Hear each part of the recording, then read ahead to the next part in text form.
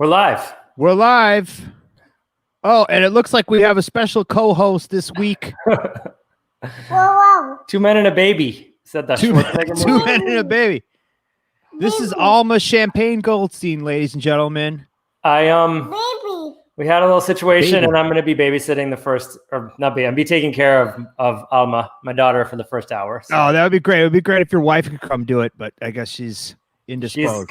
she's got class this hour, so Oh, gotcha. she's going to take her next hour. We're switching it. We're dividing responsibilities as you do. Well, it's a good thing that the young child. software that we use, StreamYard, has a baby-proof capacity built in where it will mute all baby sounds. So that won't be a problem. That's gonna be While we just started with a really cute thing, I was originally thinking that I wanted to come in today because I've been feeling really angry and upset. I mean, I'm so lucky to have that little bundle of joy to keep me positive in these crazy times. But Amen. another black man was shot by police. Luckily, this man survived, but he's been paralyzed. A lot of his internal organs were destroyed. Can't believe that it's the quality of life will be anything. I mean, that's just what a brutal video, man. Just shot 7 times in the back again. Completely unnecessary. In the back, completely unnecessary. And we just see over and over again the complete disregard for black life by law enforcement in the United States. And this is why Black Lives Matter. This is why you have to say this. You know, you're not seeing these videos of white people get brutally murdered by police. In fact, you see videos of police giving bottles of water, being nice to white folks they suspect of crimes like rape or murder who are walking down the street. You know, this is the whole point of this, right? The movement just wants the police to stop killing, profiling, discriminating against black and brown people and brown people. That's what this is all about, right? So until that happens, that's all you can say. Black Lives Matter. That's what this is all about. Matter. Yeah. It can get convoluted. You can think of all these other things that the movement's trying to accomplish. No, this is at the heart of it. Stop killing black people. So, I mean, until things change, until there's justice for Breonna Taylor's killers, until there's justice for Jacob Blake's killers now, for all the other police that remain free who killed or injured or brutalized black people, we're going to keep yelling and we're going to keep protesting however we can. So that's, man. And to top it off, I saw this video of, there's these armed, white people, armed militiamen who are walking through the streets that the police, literally, I saw a video of the police saying, "We support you guys. Thanks for what you're doing," and giving water to these armed militiamen who allegedly shot protesters last night. Nice timing, Alma. Yeah. She's not going to take it. She's not going to take it. Alma doesn't want to live in a world where we're seeing this kind of behavior and systemic racism and basically white supremacist police. This is why it has to be dismantled. Until you can get the white supremacists out of the police forces, unless you can do that, you can't have the police forces. It's a tool for white supremacy. Well, there was another kind of outrageous thing that went down in the past week, which was basically the creme de la creme of bottle service participants who were refused to give up their Burning Man weekend. What was the name of the festival again out there, or whatever? There was a festival out in the Mojave that was basically a bunch of burners and bottle service people. And Reunite Festival. Reunite. Let's reunite. And yeah, basically they sent out like a mass email after charging, $200 a ticket that said, yeah, look, if the authority comes, bring your mask, bring your Black Lives Matter signs, bring your environmental signs. We're going to stage this as a protest out in the middle of the desert so that they could skirt some sort of loophole. I'm sure there was some sort if of the police come, dealing lawyer involved. You say it's a protest. Exactly, which makes no sense because when you protest, it is to be done in public. You're supposed to do it in a town square where people can see you and see your message. You know, maybe you stop some traffic and you say, "Hey, pay attention to this cause." Not out in the friggin' Mojave. You know, and look, those parties are fun. To go out into the desert and be wild all night, that's fun. But not now. And not under those not saying this is not, I think like what we had read was that like we're going to push ourselves by going into the desert. This is like testing our human endurance and our ability to be resilient because we're going to go in the desert in the summertime and leave no trace, and like using all these positive things like about Burning Man, about Leave No Trace, about protests, Black Lives Matter, standing together against COVID, basically for the complete opposite, which is just pure hedonism and not caring about other people. Forget about it. Forget about all these people that had lost loved ones to COVID, lost loved ones to police brutality, to violence. Don't think about their feelings. Let's just push on and rave. And you know what? It seemed like somebody suffered some serious drug-related medical situations over there. And from what we're hearing, this individual was just cast aside. Dead, left on the side of the dance floor, dead on the side. We're gonna have to clear that one. I hope that's just a rumor because that's just horrible. And this is an extreme situation, but we've seen around the globe these kind of situations. A lot of underground parties popping up. Different levels of promotion, different sizes, and even legal parties, in Spain and Italy and around Europe. And this is happening. And, I think you see videos of parties with, thousands of people with no masks on, no social distancing. And you realize that a lot of this is built on just like make as much money as you can, as fast as you can, and not really about like peace, love, unity, respect. So I think a big part of this is looking at ourselves. And I think we've talked about this before in the show, is like, this may mean that we have two scenes, a scene of people who don't give a fuck and a scene of people who care about community and who care about equity and who care about inclusion and who care about music. And that may be where we're headed. I don't know. I would argue that is where we have been for quite some time. It seems like scenes. Yeah. I mean, this is, if we're talking about nightlife in general, like, why do people go out? If they don't really have a connection to the music or the culture, which is a very small percentage, I'd say. But this is something that's happened like within our dance music bubble, right? When we came up, dance music was underground. That's true. Other than like in the early 2000s, there was that little blip when it got popular. But like until the last 10 years, 5 years even, it was still really underground, right? So now we've seen like techno, house music, all these things become these massive industries within EDM, parallel to EDM, parallel to the more commercial dance music, and become more and more popular, which in many ways is good, but it also leads to these kind of situations where people don't respect each other even. That's the sad part about this. Don't even respect themselves. Yeah. I don't know. I mean, respecting oneself, that's a difficult one. That takes some maturity and growth. It's true. I mean, so look, these are all important issues. I feel like our guest today is going to have some great insight about the path of dance music over the years. He's been around for a minute.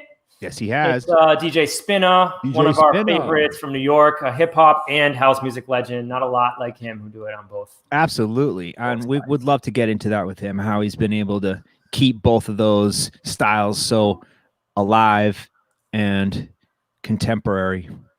But I think without further ado, this is Schmoozing. Yeah, right. Intro. We are Soul Clap. Let's roll that intro. This is something special for you. Schmoozing. Soul Clap. Lonely bamboozle. Schmoozing. Talk amongst yourselves.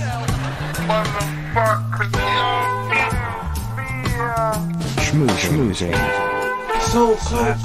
Are you ready? The show's about to start. Whew. Somber beginning to the show today, but that's okay. And it's necessary because these are really weird friggin' times. Yep. You know? Yep. But look, before You know, we get in that vein, I think it's time for our Bandcamp song of the week, which is wait a minute. Hold your horses there, what? Oh, you got daddy babysitter. All right. No, I just want to let everybody know that this is the last show of the month. And starting September 1st, or in September, we are going to be moving the show. The new show time is Tuesday. Am I screwing that up? Tuesday, 4 p.m. Eastern 4 Standard p.m. Time, 1 Eastern. p.m. Pacific Time. Yes, we are moving. 9 p.m. UK time. Yeah. 10 p.m. Central European time. Yeah. If you are overseas in Europe and you are paying attention, 10 p.m. your time. That's after 2 or 3 sausages. That's after 3-4 cigarettes. Unless you're in Watch Spain, in moving. which case you're just sitting down for dinner. So That's sorry, true. guys. That's the beginning of it. Lo siento, España. So yeah, we got our Bandcamp song of the week, which is something this is kind of captures the current moment of craziness. I think this is actually produced by Asmo, who we had on the show a couple weeks ago. Oh, sweet. It's like this raw, just New York sound that's kind of back that I love. I mean, you know, obviously I love my smooth jams, but it's nice to hear some really authentic energy, raw music coming out again. And so this is like, it's I guess drill music, that kind of subgenre of rap, and it's just wild shit. I think we just got to play it. I can't really say anymore. You said a lot.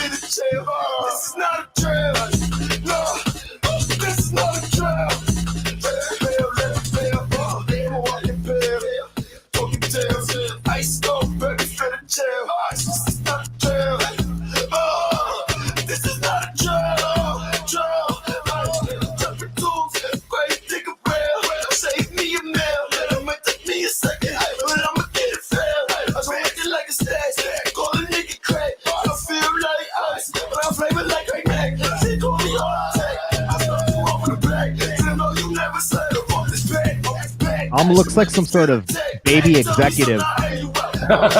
Boss baby. Boss baby.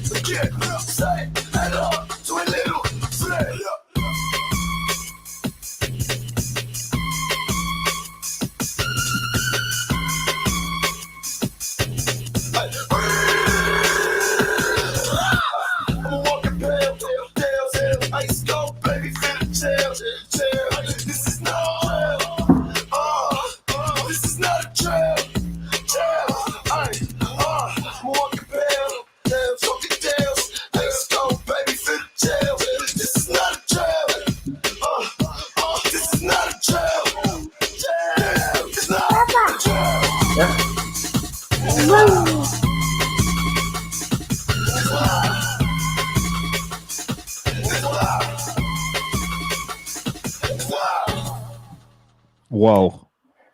Right? It's like it's like DMX meets drum and bass. Death Grips. Yeah. Wild. I mean, you know, back playing jungle, and it's like, you know, it's a halftime, the jungle beat and the hip hop. Jungle beat. So there was like all this great mixing. You could mix in an acapella or a hip hop track with a jungle track, but it never really like cross-pollinated in an authentic way, right? Because it's British music and British rap was not really anything at that What time. about that stuff with RZA? What? Which stuff with RZA? That drum and bass stuff. I don't even remember that. No. To go dig it. But still, like this is like from the grassroots, created with a jungle beat, created with a collaboration between a rapper and like a cutting edge dance music artist, doing it. So it's pretty exciting. Craziness. Crazy. I wonder what Spinna has to say about that. Should we bring in Spinna? Let's do it. Let's bring in DJ Spinna. Hey. Yeah. What's up, man? Nothing, chilling. Oh, so glad you can join us today. It's a pleasure to be here. And look at that. I mean, without not even a minute in, like once again, your console is just like sitting so pretty. Thank you. Oh my gosh. I remember. So yeah, for anyone that was lucky enough to tune into the first installation of our Rave the Vote series, Spinna was a part of it, a big part of it. And that was the first time I laid my eyes on this crazy console, this crazy setup that Spinna's got in his basement. And then we were chopping it up before the show, and it turns out it's been there for like a long time. You want to kind of give a story? Tell a story of the tell us console. a story. So this console was built by Brian Wilson, who basically was under the tutelage of Richard Long, who Oh wow. everyone knows is the infamous music installation, the sound provider for the Paradise Garage that Larry Levan made infamous. I got this console almost 20 years ago from Lenny Fontana. He basically tight. He wanted to upgrade to a much more confined unit for CDJs at a time when CDJs were still relatively a new format, a new way of DJing. I wasn't really there yet. I still need that on vinyl. I still Yep. buy records. And what's funny is right before quarantine, I was gonna sell it. Right before pandemic, a few months before, I was making inquiries to get rid of it because I wasn't putting it to use. It was like furniture. Like I had things piled up on top of it. Oh yeah. And then once quarantine hit, I was like, man, I looked at it one day and I was like, you know what? Not only do I need to start DJing immediately, I'm going to start putting this thing to use like right now. But I took for granted, essentially this is like a typical DJ console that you would see in a New York City club. Oh yeah, without a doubt. That caters to house music, circa 80s throughout even the 2000s, before CDJs took over. But I took for granted how many people had never seen a console like this. So when the comments and all of the accolades started coming in, I was like, wow, I was overwhelmed. I'm grateful for it, but I really did. I don't know. I guess I just thought that it was quite common, but it's not. Especially in this digital age we live in. People just don't really see turntables as much as they do, really. For sure. I mean, so when I was like in the chat room for most of your DJ set for the Rave the Vote thing, and people were I was one of them. I was trying to figure out what your mixer was, and I think I landed on a Bozak. It's a Bozak. It is okay. So that's one thing. First things first, we wanted to clear up. But like, what else? And then you got like the Pioneer EFX back there. But like, what else? Is there any other like super like rare pieces for the nerds out there? Dope Reel Isolator 3-way from Japan. So tight. Tascam double tape deck. There's an Alessis CD player in there that I don't really use. I like it. You mixing off cassette? I mean, it has could be. I could. If I have demos on tape, one day I'm gonna do that. I'll pull out some rare treats. Wow. Just bring it in. Yeah, that's dope. That is dope. We got a little clip of a piece of your set. Should we play a tiny minute of it? Yeah. Yeah. I was gonna say beat tapes have really come back over the last couple of years, so it's it's a good time to put out a cassette. There's actually this dude, Awesome Tapes from Africa. Oh wow, no, never heard. He actually performs he brings two cassette decks, and he plays rare African stuff. Wow. Just from cassette to cassette. It's really incredible. Yeah, I spoke to him at the show in Brooklyn, and he was like saying, yeah, he pre-cues everything, before the show. He's sitting there in the hotel room rewinding and fast forwarding and shit. Wow. That kind of reminds me of when I caught Kerry Chandler at Southport years ago, and he had 3 reel-to-reel machines. Wow. Rocking live. That was an insane thing to witness. What? Really rewinding tape and tune tape stuff, like 3 of them. Well, he was running back and forth between tape decks the whole time. He had his own special edits of stuff, like tape edits. Wow, yeah. It was amazing. This actually has come up on other episodes. He actually did a resident advisor, forget what the series is called, but one of their video series where he kind of goes into the history of reel-to-reel and does a reel-to-reel set, which is really dope. So anybody who's curious about mixing reel-to-reel, because I mean, like, this is like legendary, like Ron Hardy at the Music Box in Chicago. This is like what we hear was his like bread and butter, right? He would just make tape edits of everything and then play his tape edits, and that's what set him apart as a DJ. Right. Well, essentially, tapes, playing things on tapes were like that was the precursor to CDR demos and acid tapes. People would leave the studio with the raw mix. I mean, a lot of records that Larry broke in the garage were off reel-to-reel. It was commonplace to see that back in the day. Actually, I remember witnessing, prior to Kerry, the last instance I'd seen of that is Francois K at Body and Soul playing something. I can't remember what it was because that was like a pretty long time ago. But wow, and he brought out the reel-to-reel machines? It was the reel-to-reel machine at Vinyl, the old shelter. Wow. He played something off tape. It was pretty blown away that time. That's nuts, man. That's nuts. What a lost art form, and what a crazy art form too. I mean, we do not give these guys. I mean, we do, but the world does not give these guys enough credit. Like, that is a meticulous job. That takes a long time for even a few 16 bars of something. Pretty incredible. I got it. Since we're on this subject matter, real quick, I just want to give props to the Latin Rascals.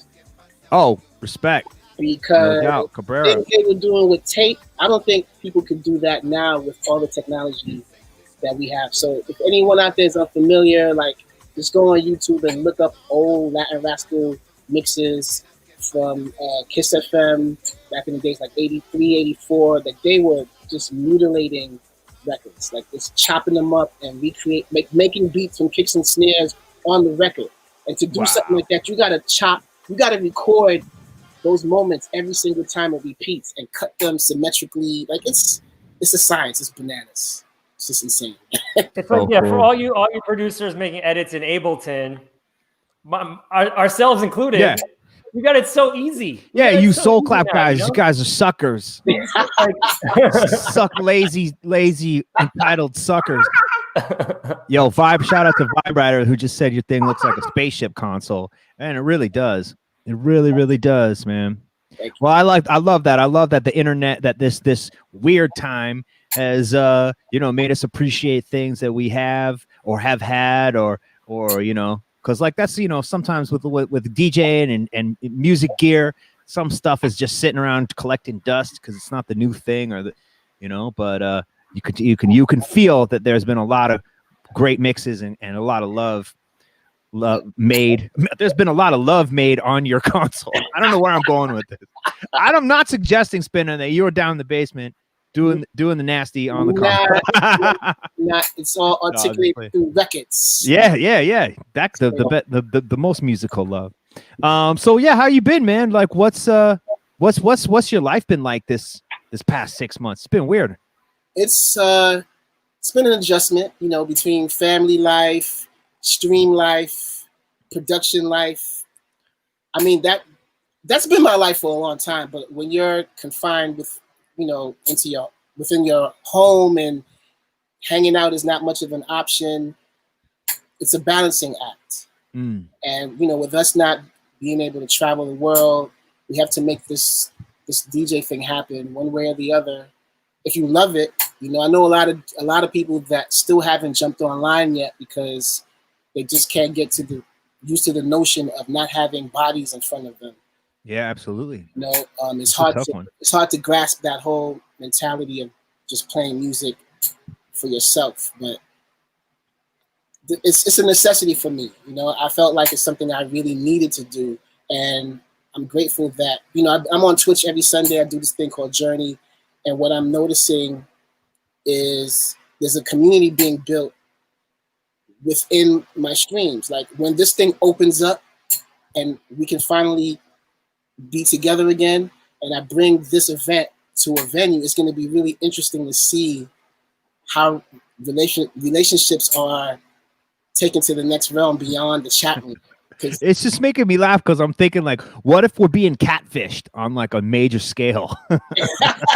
All our Twitch followers are like turn out to be completely different, and no, that's dope. That's dope. I haven't caught. It's also hard. I mean, I was going to say, it's like, these people may not ever be able to all be together in one physical space, right? It's people who are dispersed around the globe, around the world. Yeah. So this is something that's special about being able to, with live streams, of being able to bring people together from anywhere, wherever they are, at whatever time it is, can tune in. Yeah, and one thing I realized, with everyone playing music online and everyone consuming the music online, we realize more and more that music is a healer. People need it.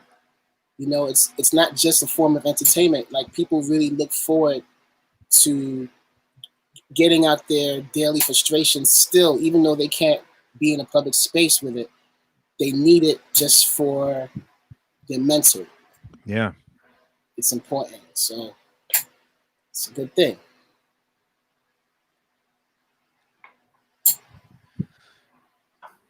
Can you plug your Twitch channel? Just so everybody can go and follow you and check it out. My Twitch channel is DJ Spinna 718. I do a lot of streams, but the main one is my Journey set every Sunday at 3 p.m. Eastern Standard Time. Dope. And I literally just go on a journey. Dance music is definitely a big part of it, but I start off with jazz, red groove, Brazilian, Afro world music, R&B classics, club like it can go anywhere, really. It starts one place and then it ends up. And it's funny, like for like a month, at one point I started ending my set with slow jams. Ooh, yes. And that morphed into a whole other DJ stream called Galactic Quiet Storm. So I've done. What's the origin of the Quiet Storm? Who's the first Quiet Storm? And how come this name gets used like so prevalently? It's like any city you live in, you're gonna have a Quiet Storm. Have your person look the name up, but there is someone, there's a female DJ in the DC area that coined the term. She was the first one to put a Quiet Storm thing over the air, and then it spread as a format nationwide, and New York had its own version. Vaughn Harper on WBLS, and there's another DJ on Kiss FM back in the days that did it. So it's kind of like its own thing at this point. But shout out to Melvin Lindsay. Yeah, is that the name? That's the originator, Johnny. Yes, sir. Melvin Lindsay. Okay. Well, we're learning. Yeah. Well, look, I was going to say that, like, you kind of made me think about how, like, these streams in a way have brought back radio in a way that, like, there's been this movement back to kind of internet radio live streaming, like with NTS or with The Lot in New York. Yeah. But this is like playing music not on the dance floor is basically radio, right? And this is like a totally different way of DJing. Like, it's the original way of DJing in a way. So it's really interesting to explore that side.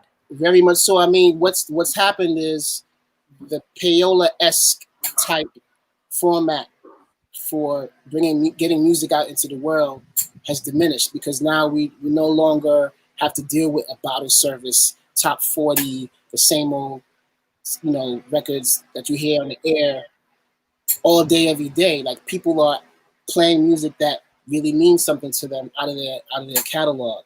Totally. And there's an audience for it. There's an audience that don't want to hear the same old shit, the same top 40. They were never into bottle service.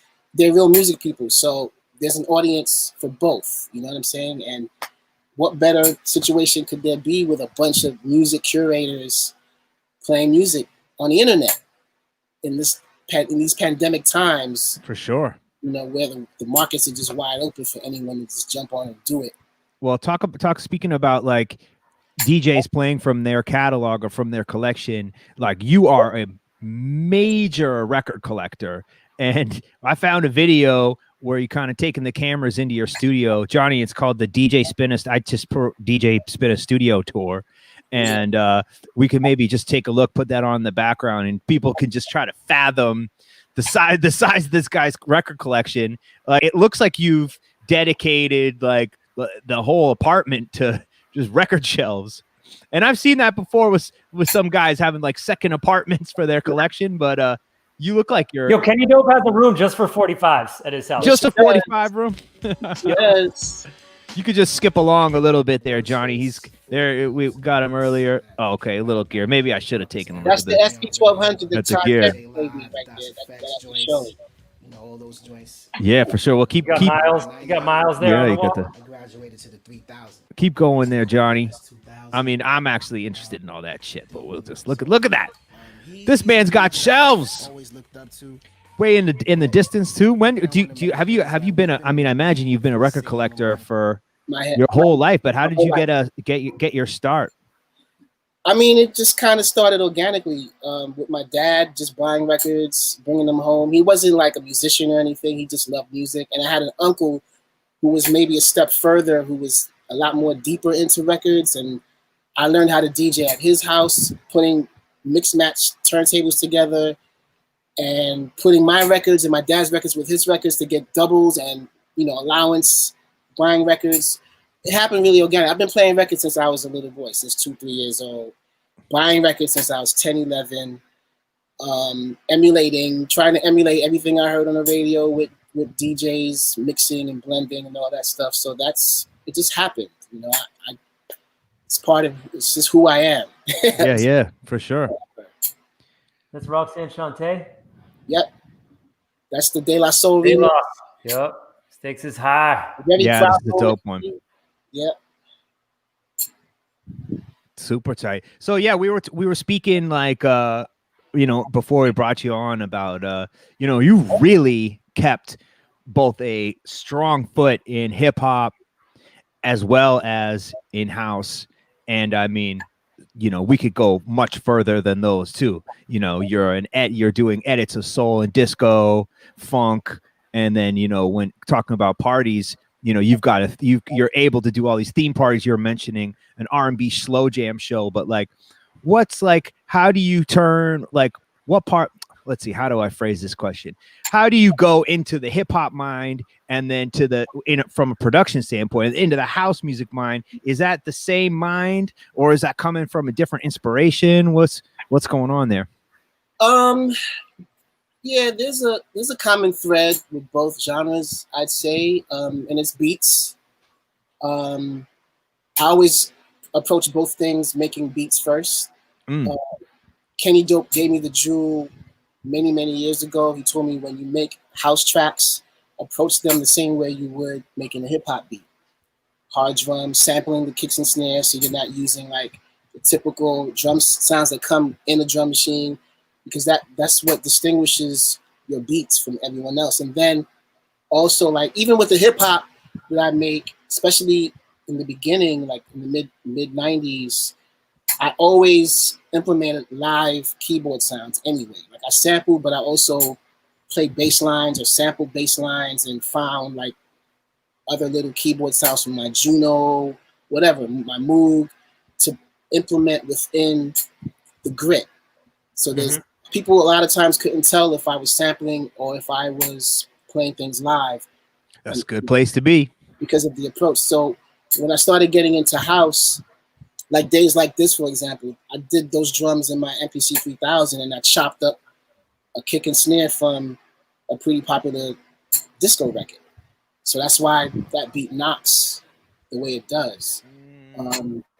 But I had been dabbling with house productions since the early 90s. I just never felt comfortable to go all the way with it.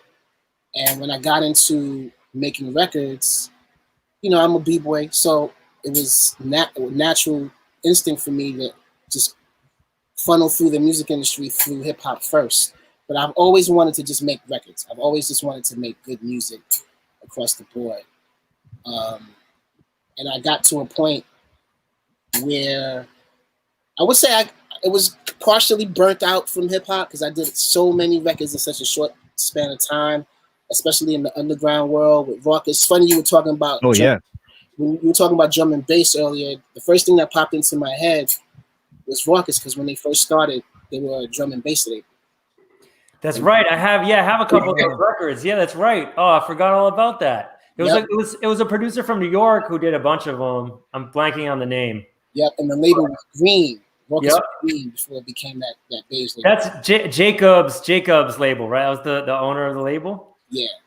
That's so funny because I met him in like a totally different. I met him through because he got into film production, and I met him because a friend of mine was working at his production company, and I with all these Raucous plaques on the wall, and I was like, "What's the connection here to Raucous?" And then he started telling me all these stories about the Raucous early days. But sorry, go ahead. Yeah. Wait, wasn't this the connection? Isn't he like the heir to some big fortune, and he's like went into? I want to say it's. Weren't we talking about this? Fox.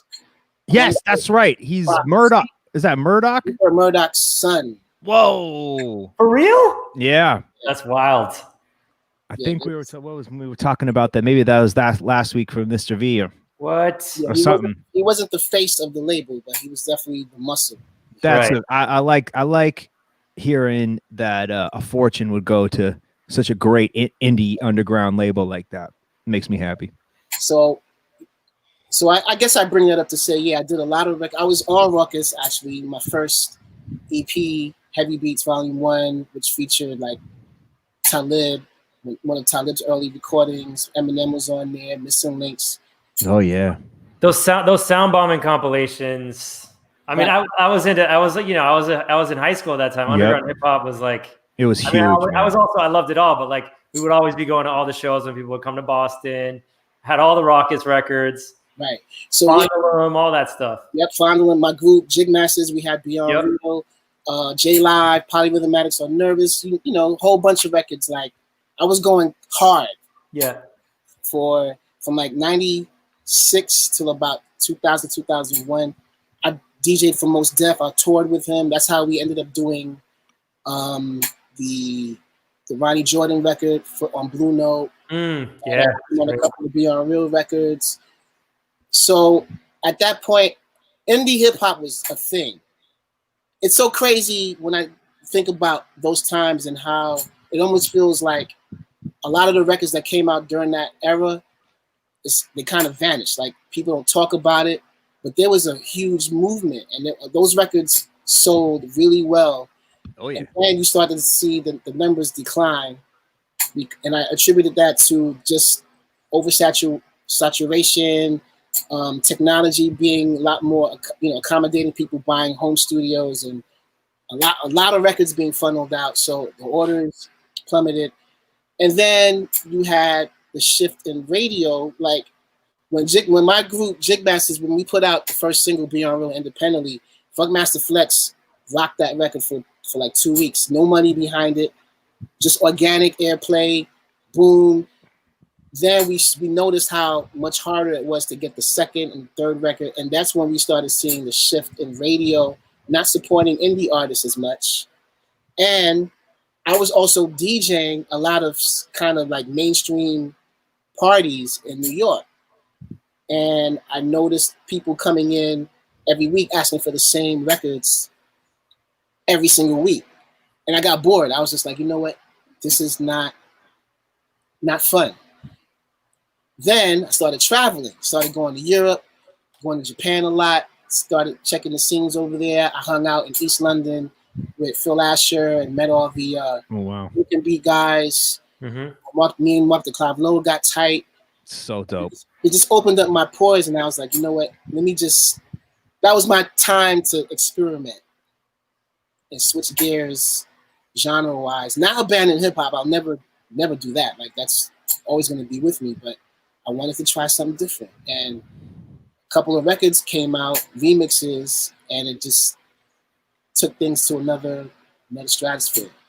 Well, you mentioned, I mean, speaking about the hip hop and you as a hip hop producer, beat maker, just to plug your Bandcamp, you just released another volume of your unreleased dubs, unreleased instrumentals, hip hop beats. Yeah, for sure. I'm like, what do we call them? We call them. Yeah. So if you're in it, if you're a fan of DJ Spinna and his hip hop beats, go and cop. There's like 3 volumes now, and there's like 20 plus tracks per volume. So that's like you keep yourself busy with those. The latest 1998 beat batch. All the way from 98. 1200 and the Kai 950 combination. So dope. Oh, so dope. We also we got one of the music videos for the Jig Masters. You want to run that? You want to share that? The track's called New York. Okay, that's the last one. That's the one I could find? Yeah, Beyond Real is the first one. Oh, should we search for that music video? Yeah, that's the first one. It's hardcore Brooklyn. Well, this one was kind of dope. This one sounded like you were sampling "Beat It" or something, and I mean unofficially. I mean, you couldn't. It was sort of unmistakable for me. But it must have been the same synthesizer that they used. It's funny, you know what? That actually is from a record. I have a synthesizer record that Beat It. It's like a keyboard. It's Synclavier. Okay. Lifted came from the Synclavier? Yes. Oh. So I think Quincy sampled that Synclavier record. Oh. Wow. We're going meta here. That's a great example of like by any means to make the song, right? It's like Quincy Jones was always trying to innovate. He was bringing in samples. You don't just assume just because he's Quincy Jones that it was always playing, always this, he was always experimenting and pushing boundaries. That's what made Quincy Jones so special at that time. Yeah, but keep in mind, to sample in 1981, that's like a tremendous feat. You probably need one of those emus with a floppy disk. So you remember that Sesame Street episode where they have Herbie and Quincy and they have their sampler, or like Quincy's showing Herbie the sampler or vice versa. I can't remember. There's the Herbie and Quincy, Herbie showing Quincy the Synclavier and showing him beat making. You might be thinking of the Cosby episode where Stevie Wonder's on and Theo comes on and says, "Jamming on the one." Yep. And then Stevie grabs that. Here, no, I found it. It's the Fairlight CMI. It's Herbie. The Fairlight, yeah. The Fairlight CMI that has that like super old school computer monitor. I don't know if was the Fairlight a sampler as well.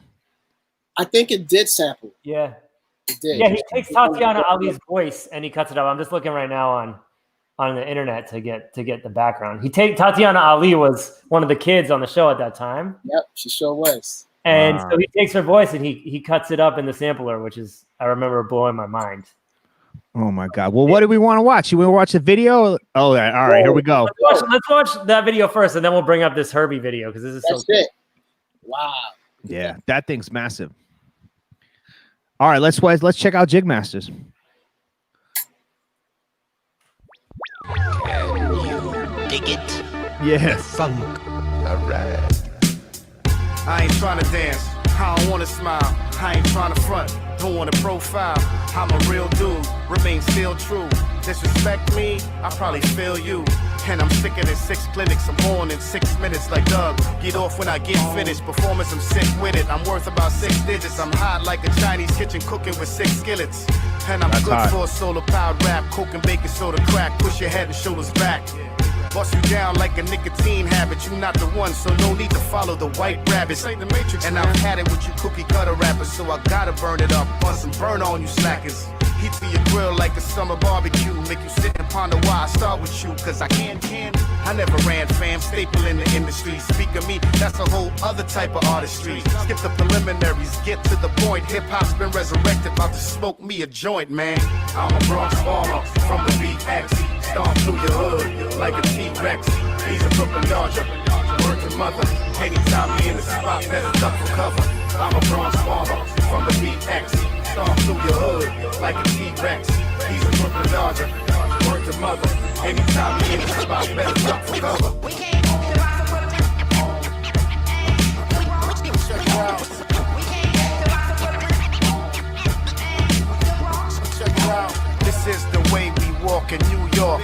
The lips get dark, them L's, they stay smart. The chrome keeps spinning, the women, they dress sharp. Opportunities to get that dough is the best smart. Some next level flow, I'm about to embark. 86 show, ass out the game, so get smart. Heat spark, sizzle the gristle to me stalk. Perforation so big in your chest, it leaks hearts. In these parts, trade degrees for street smarts. And we stay winning without no lead start. Cook that ass like summer BQs and re-spark. Y'all some rap motherfuckers, us where we are. From the roots, we rough and tough like tree barks. Watch niggas do a bullets get turned to sweethearts. Bleed hearts for you, we do you see through. Take a trip to Concession, enjoy this preview in New York. I'm a Bronx farmer from the BX. Stomp through your hood like a T-Rex. He's a Brooklyn Dodger. Word to mother. Anytime we in the spot, better duck for cover. I'm a Bronx farmer from the BX. Stomp through your hood like a T-Rex. He's a Brooklyn Dodger. Word to mother. Anytime we in the spot, better duck for cover. Yeah.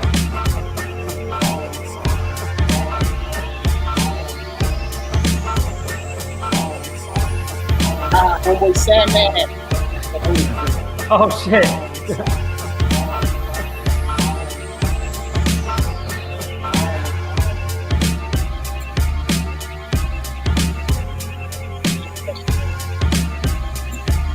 I haven't seen this video since I made it. So this was homage to Michael because that's the year he passed away. Oh, wow. Hence the beat, sample, blah blah blah. Gotcha. So that was that's a little later then. That was what, 2000? That was 2009. It was right after Michael. Yeah. Yeah. That was our paying tribute. Well, listening to that, I'm like, look, you can't touch that sound effect anymore. And that patch is now off limits. Spinner's got it. Quincy and Michael got it. If you like that sound, forget about it. You got to choose a different setting, to a different sample, man. No, but this is a great segue because, you know, you're the guy rapping from the Bronx. You're from BK, like all, you know, proud, loud and proud. And another very important figure and cultural figure from Brooklyn is Spike Lee. And somewhere along your journeys, you guys linked up, and you are now you've been the official DJ for the BKMJ event that is a celebration of Michael Jackson's music and happens in Brooklyn. We've got a clip from the 2018 party for people to check out. Maybe we can load that up. But how'd you meet Spike? So I came as a recommendation. Well, first of all, I've been doing Michael Jackson and Prince tributes. Oh yeah. Since the early 2000s, almost 20 years. The party's called Soul Slam. And then at some point, I started doing Prince and Michael separately, really after they passed. He wanted to curate this event right after Michael passed away in Brooklyn as a celebration, outdoors, free for everyone to celebrate Mike. And a few people, he was looking for a DJ, a few people recommended me to him saying, you know, you need to get this guy because he's been doing this. He's not somebody that just jumped on the bandwagon. For sure. Et cetera. And it just, you know, we just formed a really great rapport and working relationship. You know, I've done not just those events, but I pretty much, I mean, he flew me to Cannes 2 years ago to spin the release for Black Klansman. That's like no way. One of the biggest. Oh my God. Big respect for that. Yeah, that was crazy. Yeah. So yeah, and we're doing it this Saturday. And for the first time, well, It's virtual, obviously. We can't gather. Ah, yeah. And it will be on Michael Jackson's YouTube channel. So this time I feel like Wow. it's direct lineage to Michael's people and his family and his true fans. Absolutely, and this will live there in the record for eons now. Right. Eons. If you make it that long. Oh, that's so dope, man. And mind you, this is always done on the same street in Bed-Stuy where Do the Right Thing was shot. Say that again. This event happened in Bed-Stuy, Brooklyn, on the same block where Do the Right Thing was shot. Oh, right. Which is now named Do the Right Thing Way. No, you're kidding. Yeah. I love seeing this, like in the past 15 years or so, all these important figures in my life, whether that's, you know, Frankie Knuckles' way or the Chosen Few way out in Chicago, or, you know, Five now Dog, Do the Right. Five Dog up in Queens. Right. They got Five Dog way. Yep. No. Yeah, Linden Boulevard. Wow. There's a stretch. That's so cool, man. How many Mike impersonators are there? Oh, man. There must be a sea of them. Yeah, there's probably in the 100 range somewhere. Unbelievable. I love that that's like a, you know, career path for so many people. It's like the new Elvis. It's the new Elvis impersonator. Man, there's people that come out every year and they're determined to be seen and just floss their MJ wit as much as possible. Like, they get it in. They dress like to the T. Like, you see them replicating outfits from videos and performances. And it's a great experience. I mean, every year someone shocks the crowd. Some artist, celebrity comes out. The first year was Snoop Dogg. No way. Yeah, first year in Prospect Park, 50,000 people that came out the year he passed. And Snoop Dogg came out and did a freestyle over Butterflies. Oh, yo, that's one of my favorite tunes too. I mean, shout out to Flowetry. Isn't that their record originally? Yeah, originally, yep. Yeah, but what a great cover.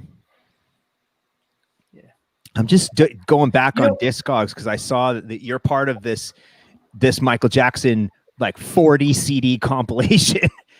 Really?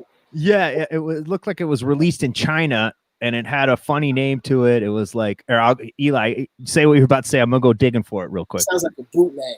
It might be. Yeah. I was gonna say, you know, beyond that, like, you really kind of become the go-to for these, like, a lot of like tribute, like keeping the lineage, legacy of artists. Also Stevie Wonder with the Wonderful Party, right? Oh yeah. I mean, Stevie, I always say, let's celebrate them while they're alive, right? The legends.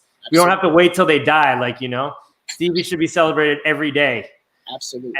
And so that's something else. I mean, like, you've really, it's a special thing as a DJ to be able to play somebody's music or play a theme of music without getting bored, right? So how do you keep yourself like excited, interested to play all the Michael music, all the Stevie music? That's a great question. And also how do you keep it different every year? Right, like all the people coming too. Like, they want to hear some of the hits, obviously, but they don't want to hear the same set every time. No. I approach every party I do, whether it's themed or not, the same way, which is read your crowd. Try not to be too predictable. I always try to give people an element of surprise every time I play. You know, playing something that they hadn't heard, playing it differently. You know, when I'm spinning, for me, it's always theatrical. It's always, there's a stage. Even if I'm here by myself, I'm setting a stage. I'm telling a story. So I treat every record as a moment in time. I'm not just. I'm very strategic. I'm always calculated. I think of records. I might be playing something, and I'm already 2-3 records ahead, knowing what I'm going to play, like, lined up. Even if they're not, if I'm playing vinyl, the records might be in 3 different locations, but in my head, I know I got to find this. This is going to go well with that, you know. But it's not premeditated. Like, I'm flowing. It's always a flow. So with the theme artists, one of the things I would say is a challenge for me is finding new material. that they're involved with, whether they wrote it or produced it, or if someone remixed a track from them or did a new edit. Just finding, and I do my own edits sometimes, mashups, just finding new ways to keep the audience excited. The audience always comes first. It's never about you as the DJ. You always have to think about the people listening, and you're entertaining at that point. So that's what it is. It's just. Are you using Serato when you do digital, or are you CDJs? Well, at home I don't do CDJs. I use Serato because it's convenient with the console. Yeah. When I was traveling, well, you know what? For a long time, I was when I first started using Serato, I was at a point where I was just tired of carrying crates of records. It was cumbersome. It was heavy. It was expensive. Yeah. This record's getting lost. The first time I ever used Serato, I jumped on a plane. I got it. Didn't even test it out, anything. I knew one or two other people that used it. I got on the plane and went to Europe. No backup plan, no CD backups, no vinyl. Just by control disc. No Nightmare Story.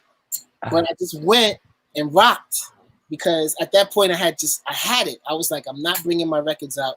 Then that morphed into like Winter Music Conference era, the CD books, CDs and labeling and the first CDJs that you couldn't even use thumb drives with. Oh yeah. So in the last few years, I would do a combination, a bag of records, no CDJs, no CDRs, but USBs, 500 gig, Samsung hard drives, pop them in, just to have a variation. I started phasing Serato out a little bit because I had reached an apex where I just got tired of looking at the screen. I love Serato, I still use it, but yeah, I was going hard with Serato for a very long time, and I wanted to get organic again, which is why this quarantine playing records at home has been such a joy in a way, because I just detached from all that digital stuff. Like for me too, just playing vinyl sets. It's like there's not even an option. I didn't even set it. I mean, like I also used to play Serato. I've thought about setting it up, and at some point I probably will, just because I do want to play new music, Right. Not that I don't have on record. Right. But also it's so nice to play records. But also I think as a DJ, it's important to keep changing formats, keep experimenting, whether that's something new you haven't used before, or even going back to an older format like vinyl or like reel to reel or whatever it is that you've have different repertoire in. Each format you have a different repertoire and a different way of playing that music in that format. And that challenge is like keeps it exciting and keeps experimenting as a DJ. You guys tried that laser thing? Whatever it is, the thing, it's like the needle thing that like goes on your thing. And the phase without phase, yeah. I haven't tried it yet. Neither. But I'm not opposed to it. I heard there might be some latency stuff with it, but that would be a pain in the ass.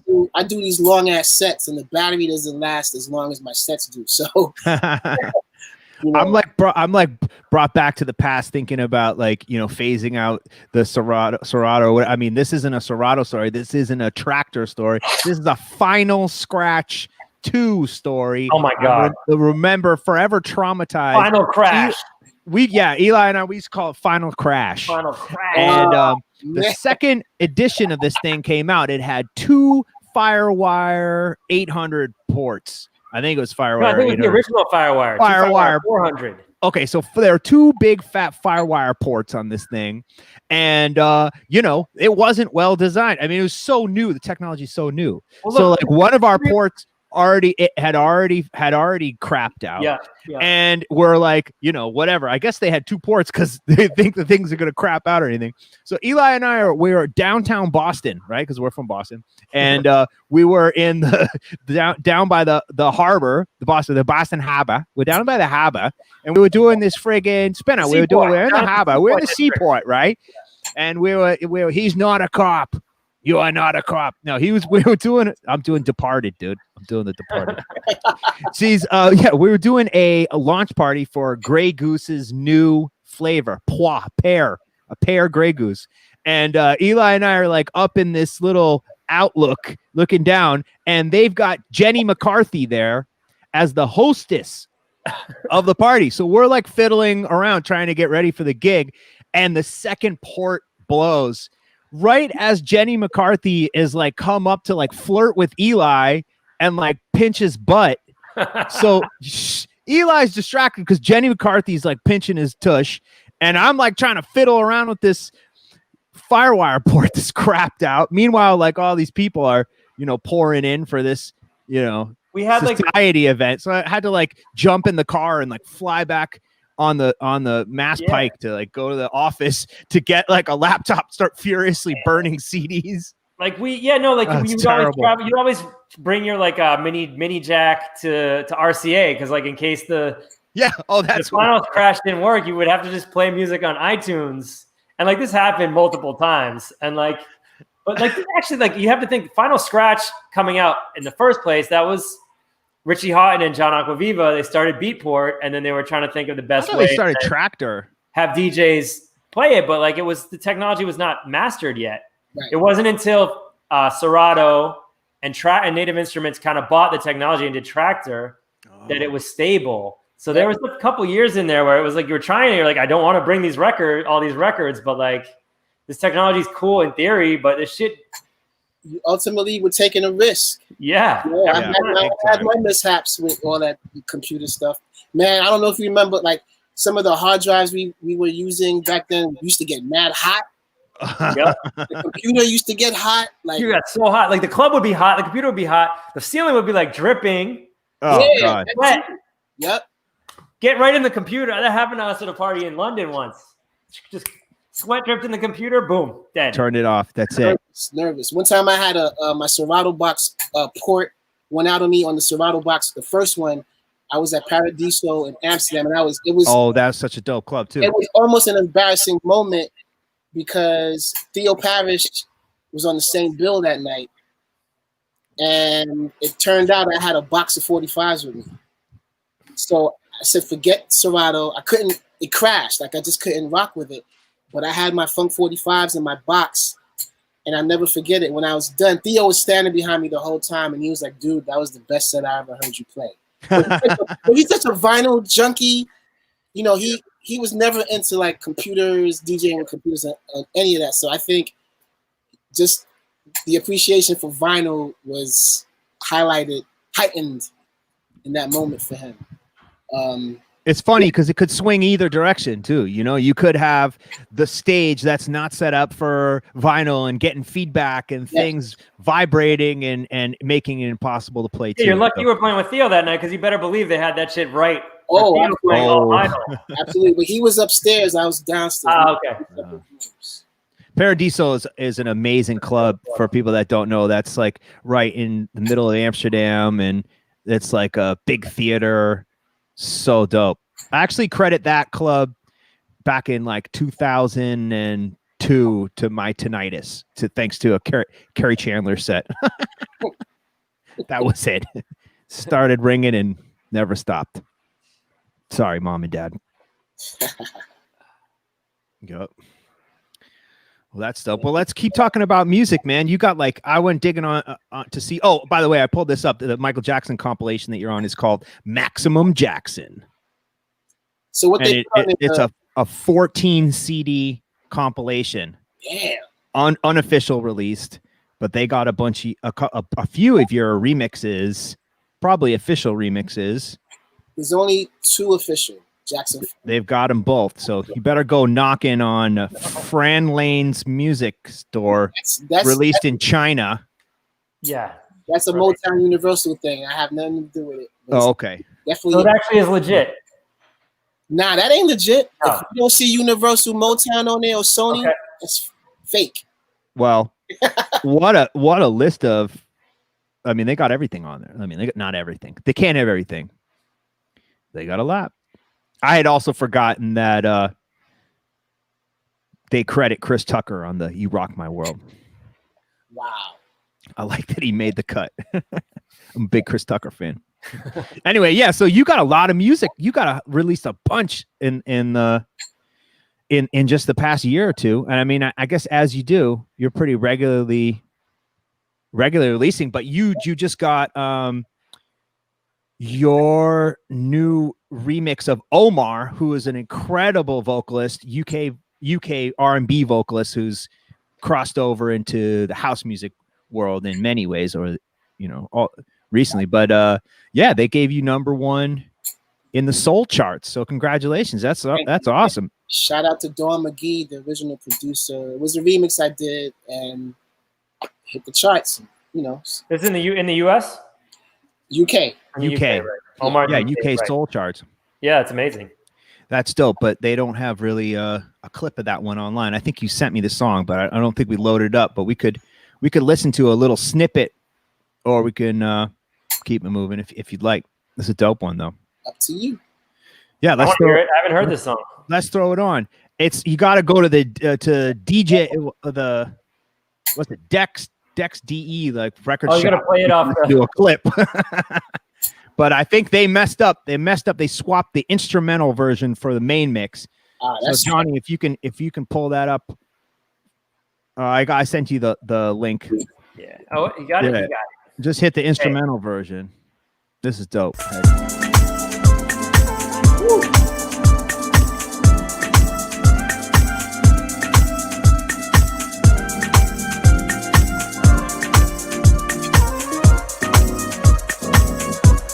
Got mine on vinyl today. I need that on vinyl.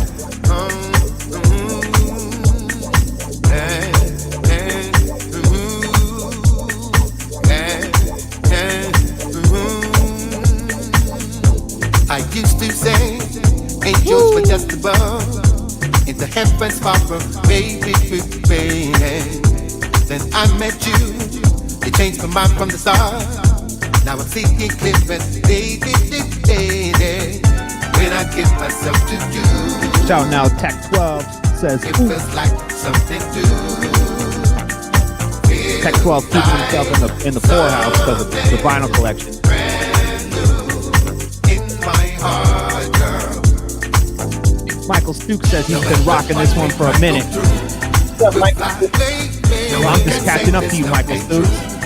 It's the one we make it break it off the roof. Break it on the roof. When I get myself to you.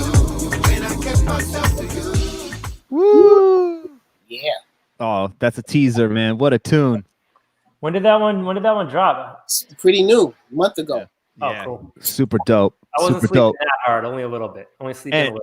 And the cool thing that one came out on like a glow in the dark colored vinyl, green vinyl. Man, I couldn't find it though. I had to Only get my 50, regular only black one. 50 made. That's very cool. Very cool one. What else we got rocking here? Pull up see that list. There's that remix that came out last year, but the remix of Soul Power All Stars. Oh yeah. That one is amazing. Thank you. Why did you play it? You played it. I play that one. I play that one all the time. The Rock the Vote set. Yep. Yeah. Yep. That's actually something we should talk about. We should talk about Rave the Vote. Rave the Vote. Yeah. Yeah, it was amazing. It was amazing having you on there and so many DJs that have been so excited to participate. Why was it important to you to kind of get out there and do something about registration and voting? Because we gotta get the dumpster at the office. Yeah. I mean, ultimately, man, like the whole system needs to be changed. Period. There's still a lot of things in place historically from day one that don't support Black. But everything happens one step at a time. You know what I mean? And we have our right to vote right now. We have to exercise that right. It's a must. Yeah, it's true. It's I mean, we're not going to change anything by not voting. That's the reality. I mean, look, if you're out there every day and like putting in the work, and you say I'm not voting because I'm doing all these other things, then maybe I appreciate that. But if you're sitting on your ass and just saying, well, it's all the same, or I don't believe my vote matters, that's just strength in numbers. That's right. Yep. Done with complacency. Yeah. Yeah, and I mean, something we always talk about is the local side of it too. Voting in local elections and state elections also has a big impact. So even if you don't believe you're making a difference on the federal level, really, the local level is really, really important. If we want change, we got to have people in power that share our values and that actually have our best interests in mind. Yep. And if they ain't with it, we got to make them get with it. That's right. And that's the power we have as voters. That's part of our democracy, right? Is we get to decide, we get to have our input on what our leaders are legislating. So, because we see what happens when they don't listen to us. Yeah. I'm saying we take it to extreme levels. I mean, this year has been, come on, we just had another one, Yep. yesterday. It's too much. And it's only but so much we can take. It's only but so much we can take. After we reach a point where we have to make change. And I think this year was a great example of getting to that point of frustration to where, like, we've had it. We've just had it. As a nation, as a people, for those who stand for what's right, Mm-hmm. we have to vote, we have to make change as much as possible. Yeah. I mean, I am encouraged. Like I watched pieces of the Democratic National Convention, and I also watched pieces of the Republican National Convention so I could see what was happening. And half the speakers of the Republican National Convention have the same last name as the president. They can't get anybody to speak, But the encouraging thing is at the Democratic Convention, I mean, it's kind of interesting, this format of it, like it's virtual. It's like them experimenting with a new format, like we are as DJs, right? There was a lot of shorts, a lot of like activists, a lot of shorts, people, and I love that. Just like no, everybody was wearing long slacks. Everybody was wearing slacks. It's a formal event. But like, young people and activists and different senators, Congress people who are standing for different things. So, they really try to get the platform across, and there's a lot, a big piece of that is action on the climate. A big piece of that is criminal justice reform. A big piece of that is, workers' rights, voting rights. So like, it's regardless of the problem, what's problematic about the Democratic Party or this two-party system, you really do see, watching that, there are a lot of things that they say they stand for that I also believe in, and that we can get behind. Mm-hmm. And, it's not all going to end up getting passed, and they won't be able to get all of it through, and maybe everybody doesn't agree, but at least to see a unified effort on some of these things is really encouraging. Yeah. We just need a new tone blanketing this country right now. Yeah. Amen.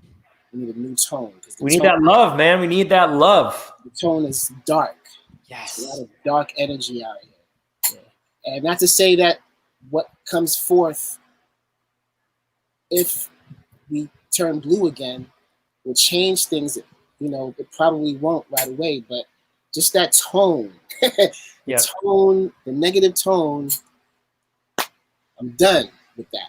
Yeah. We just had a comment pop up from somebody, CL Loose, who said, reminded if you get a chance to vote early to do just that. And, the CL Loose is right spot on with that. There's way less of a chance that someone's going to say, oh, that this is rigged. This is misvoted, needs to be revoted. The other thing, I don't think revoted is a word, but I think there's there's this big push for mail-in voting, which is also really important, and people should be able to do mail-in voting. But if you do have the option to vote early where you live, it's a chance to go and vote when it's not busy, and when you have, even if you feel, possible. Yeah. To hinder the vote. They're going to use every excuse possible. Yeah. So get in there and do that. And also, we obviously have to plug ravethevote.org, where you can register and you can request a mail-in ballot if it's available in your state. Yep. And we should actually get some information about voting early and mail-in ballot deadlines. I know we ran that a couple weeks ago, but we should kind of run which states have voting early so people can look into that. I know where I live is like a week before. You can go any day between certain hours and you can vote. And that way, you're at least hopeful your vote's going to be counted. Whereas with mail-in ballots, you're also can be hopeful, but it's a lot more. There's a lot more obstacles to that actually happening. So, yeah. Oh, we got a graphic. 2020 deadlines. This is to request your mail-in ballots. So we do have a little time, but why wait? Like I went and did it on ravethevote.org. I got it. They send you all the paperwork you need. You print it out. You send it. You get your mail-in ballot. And even if you get your mail-in ballot, you can still go vote in person. That's right. A protection to make sure you have it. You just have to bring it in. You hand it in, so you can't vote twice. So it's like, it's we had our local election down here in Miami last week, and I had done the same with rave.org. Went and got my mail-in ballot. I had it in hand. I said, no, I'm going to go down there and do it in person. And I just went in, handed it right to the nice people there, and it was very easy peasy. Nothing tricky there. And that's in Florida, And that's in Florida, guys. Place. You actually put your ballot into an alligator's mouth, and then this. Bye. Yeah, bye. It says bye. Shit. All right, let's go back to the music. Or is that cool? You guys want to keep talking about voting? I got another exciting piece of music I wanted to share from Spinna. Another great remix. Like Spinna said, I think it's important to keep talking about this stuff, and important to also keep, bringing that positivity and healing and encouragement from music as well. They can go hand in hand. Trying to be an activist, trying to speak up for what you believe in, and also playing music to heal people. So it's not one or the other. Totally. Well, this is a cool remix that you did on Mother Tongue Records that came out. It says this came out January 31st, 2020. Wait, yeah, it's new. It is this year. January. Yeah, I'm like, oh, January. I'm like, what's the first month of the year here? I'm like, yeah, that makes sense. Anyway, this is a great one. The artist is First Touch. First Touch. They played our E-Funk party in Berlin last year. They're a awesome funk band from Germany. Super dope. Big ups. And this is a great remix you did, and this is really cool because it showcases, yet another side of your ability, of your repertoire, which is sort of future modern funk, I would say. Yes, yeah. I do that. I think this is the first of its kind. I haven't done anything like this before. So nice. Shout out to Reggie B too, my man Reggie B on the keys on this one. Oh yeah, he's as funky as you can get. Dude, I got a few 45s that have him on there laying down those keys. Woo! Yeah, he's a beast. Tight. Yeah, let's let it rip, Johnny.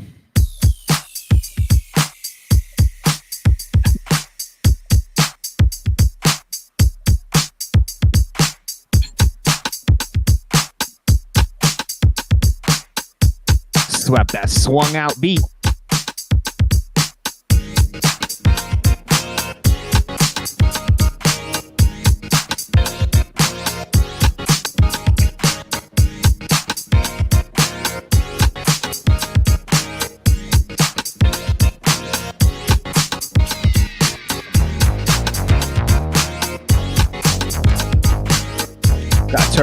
Turn up my headphones.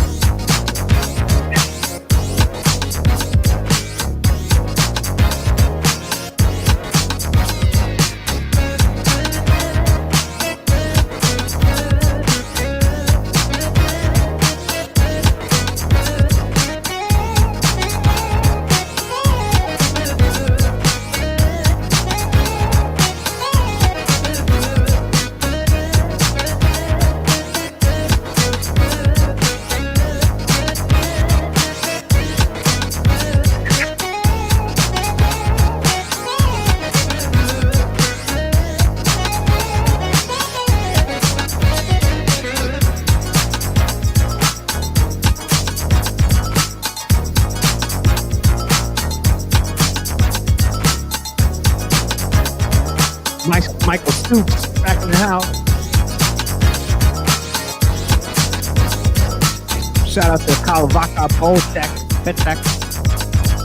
Warrior 777. She's still sweating your t-shirt. Michael Duke showing love.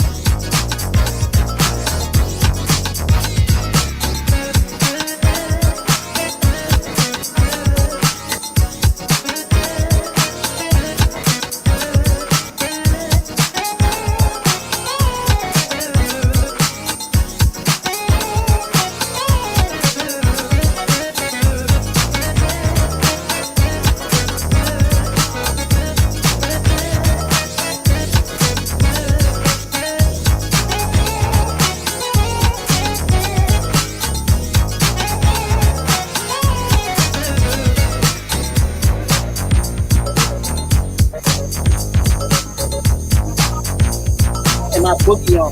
Always think.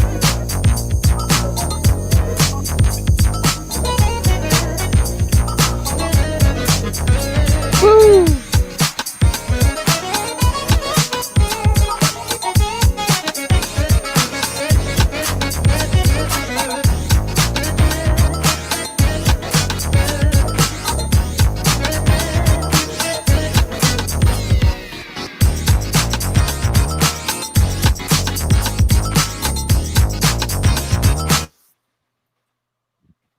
What happened?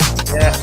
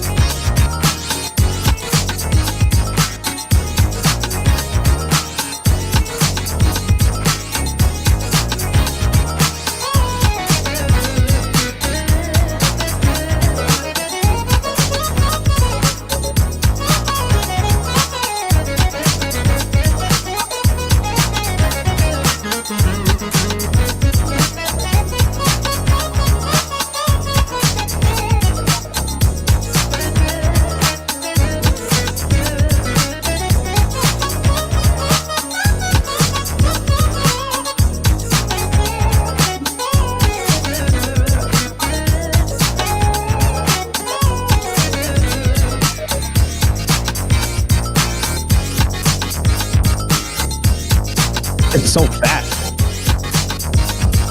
Let's dig it.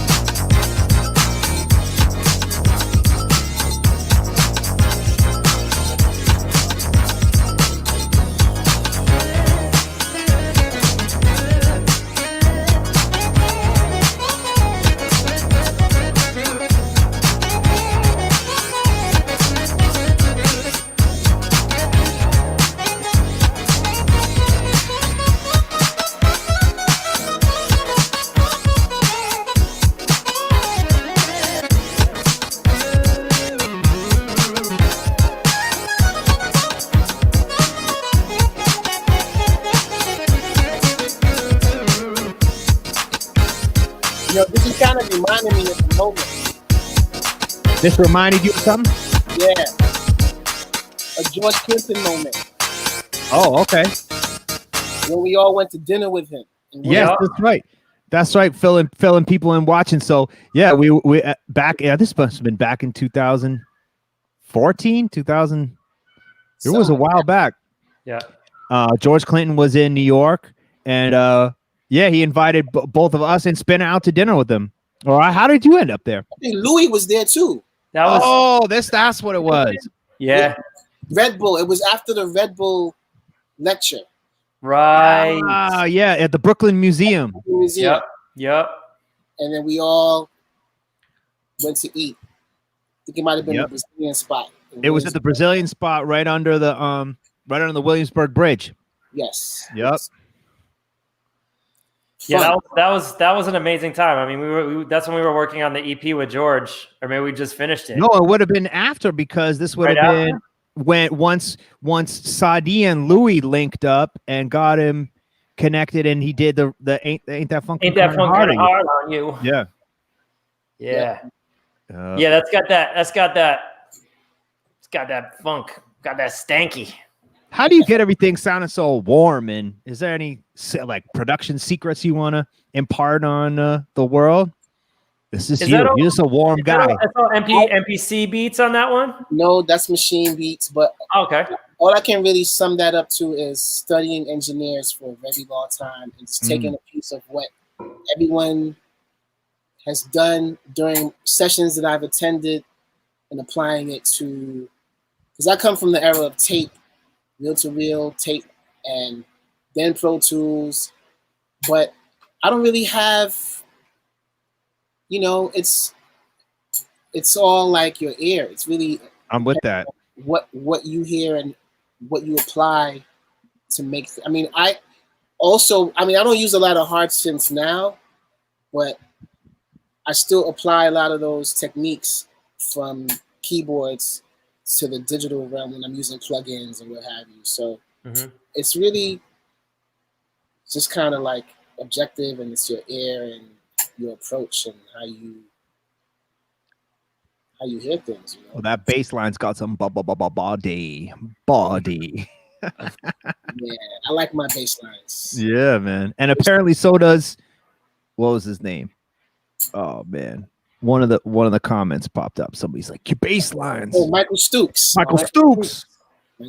I was also going to say that I totally blanked. First Touch just put out a record on Soul Club Records on New Directions in Funk, which Spinna also released a track on a couple years ago. Right. That's right. Yeah, so First Touch did a collaboration with Saucy Lady from Boston. Saucy Lady. Yeah. And they just did the most recent New Directions. So dope. When's that? Trying to keep that out already?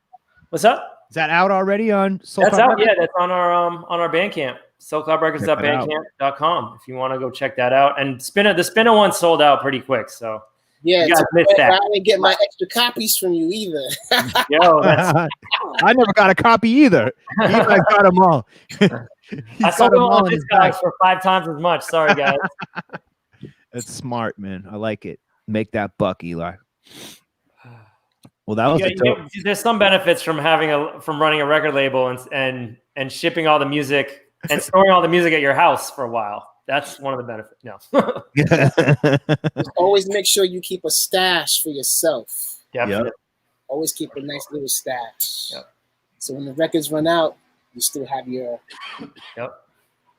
There's a few. I mean, most of them I do have a little stash, but there's a few like that one, like yours, that I just somehow they just slip through my fingers. It happens. I have records of mine. There's my boy. There's a guy in the chat room, my brother Calva Beto OC.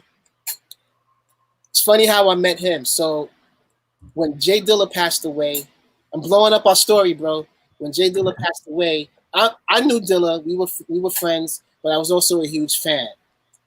And when he passed, I went digging online trying to find records that I didn't know about. I was just on eBay trying to, dig out like rare Dilla records. That was pre Discogs Marketplace, right? That was like it's pre Discogs. Yeah, it was when eBay was still the thing, and he had extra copies of some stuff that never left Detroit, like really super local Dilla records that I ended up getting from him. And when I in the checkout, when he realized who I was, we connected. It turns out he was a fan of mine too. So now we're like really good friends. But it's just funny how the connectivity happened through Dilla. And I don't even know why I'm bringing this up. But it's dope because records bring people together, man. And because Calva's showing love in the chat room. Yeah. Right. No doubt. Yeah, man. That's well, dope. another one that we had mentioned Days Like This briefly. We're gonna save Days Like This for later, but that was like your first big house production, right? Yep, I'd say so. I think there were a few around that time, couple, but that was the one that just like solidified me into the world of.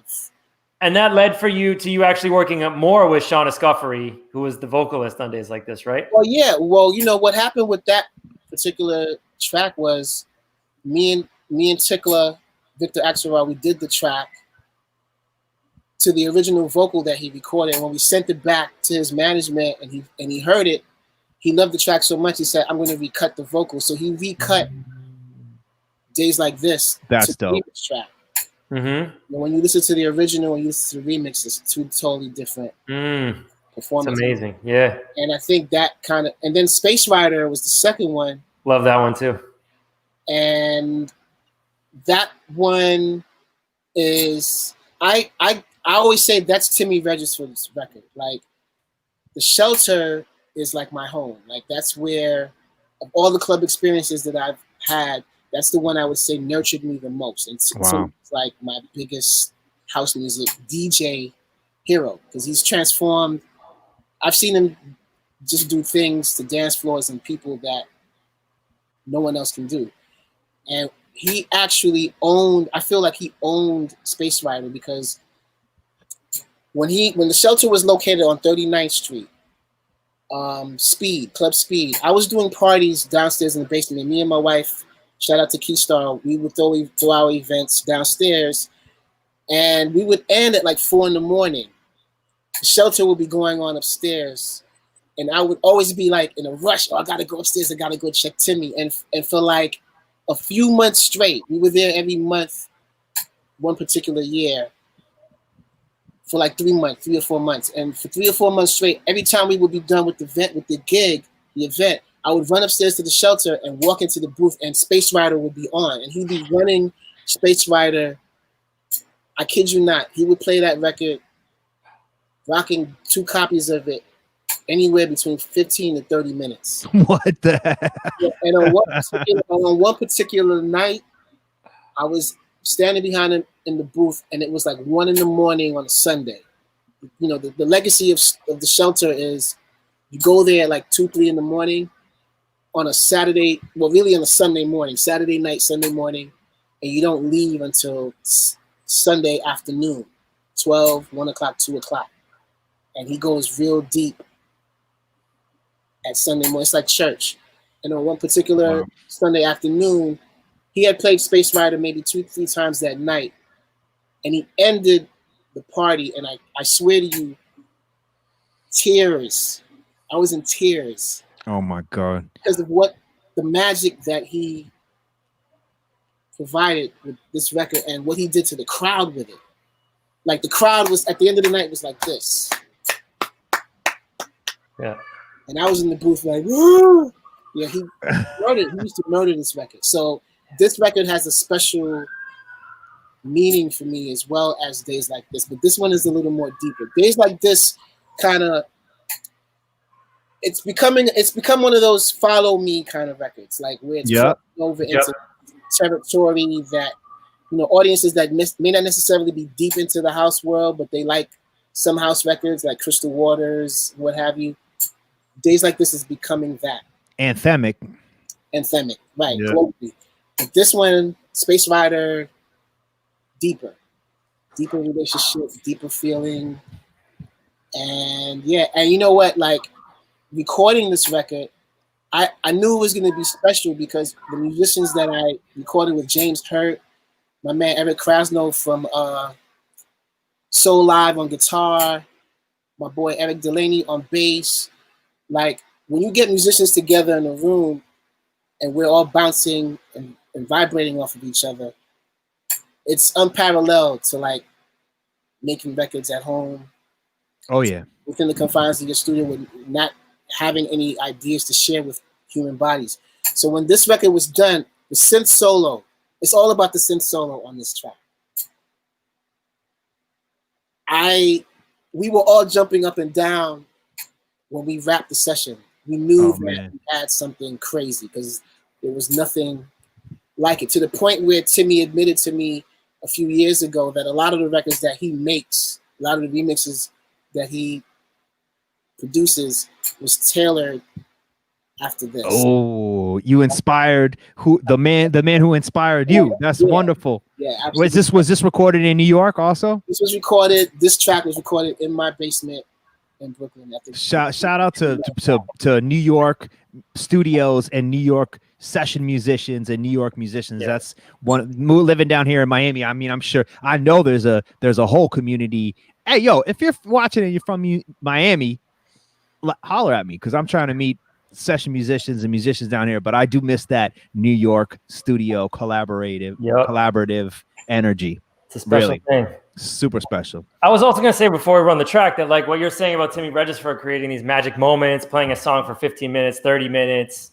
These are all things that kind of come with a residency, you know, being somewhere every week where you have a audience that trusts you and you have your songs that you play for them and you break and you put in that work. And that's something that I actually kind of hope coming out of COVID is something where that gets more valued again and is something that maybe can be brought back. I think, you know, is something we have to consider. Traveling less, being more sustainable is a big part of it, is focusing on our local scenes and our local communities. So yes, I think this is going to be the new norm for a while, even to the point where when we are allowed to gather again in venues are going to be implementing live streams within their structure, because, you know, people may not even feel comfortable being around people for a long time, even when that's very true. It's okay to do that. So you're absolutely right. And that's another reason why, going back to me streaming every Sunday, like what you're saying is 100%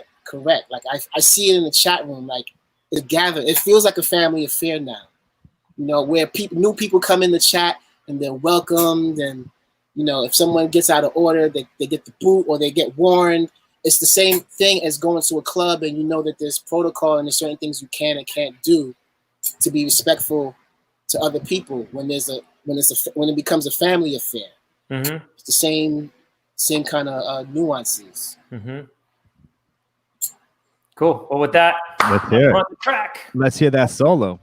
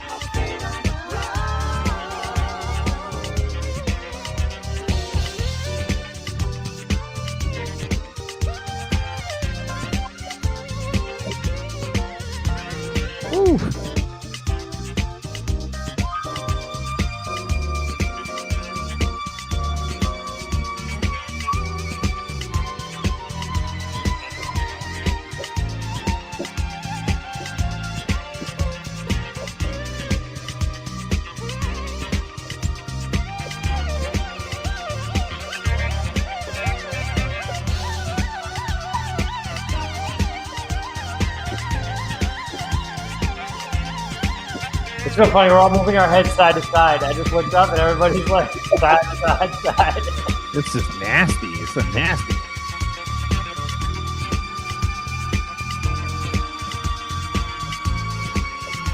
I mean, he made the keyboard cry.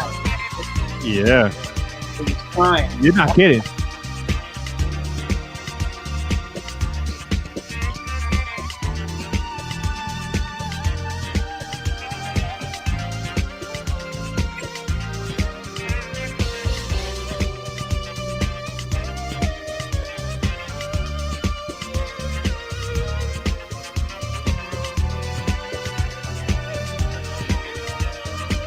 Now, this part coming up, this is the part that everybody loses.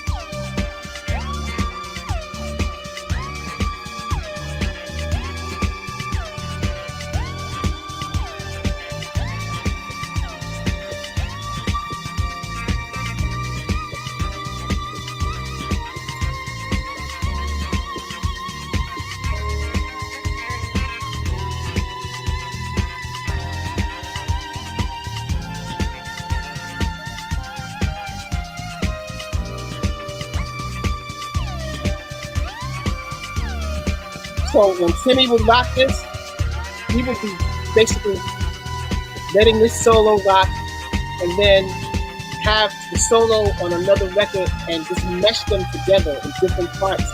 And it just becomes a cluster. Oh my goodness. Rocking doubles?